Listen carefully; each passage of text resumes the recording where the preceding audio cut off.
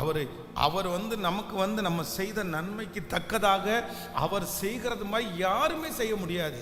நான் ஆண்டவருக்காக வாழ்ந்தேன், நான் ஆண்டவருக்காக இதை விட்டு கொடுத்தேன், நான் ஆண்டவருக்காக இவ்வளோ உழைச்சேன், இன்னைக்கு நான் ஒன்றும் இல்லாமல் இருக்கிறேன்னு யாருமே சொல்ல முடியாது.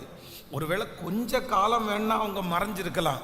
ஆனால் உண்மையாய ஆண்டவரை சேவிக்கிறவர்களை கர்த்தர் ஒரு நாளும் கைவிட்டதை என்னுடைய கண்கள் கண்டதே இல்லை.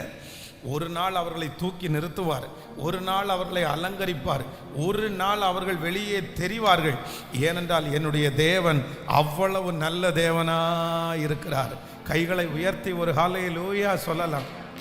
அதனால ஆண்டவருடைய பிள்ளைகளே, நீங்கள் ஆண்டவருக்காக செய்கிறோம் பாருங்களேன், ஆண்டவருக்காக நீங்க விட்டு கொடுக்குறீங்க பாருங்க. இதை யாருமே எந்த பிரதிபலனும் நீங்க எதிர்பார்க்க வேண்டிய அவசியமே இல்லை. நீங்கள் எதிர்பார்க்காமலே அதற்குரிய ஆசீர்வாதத்தை ஆண்டவர் தராமல் இருக்க மாட்டார். பாருங்க, வேதத்துல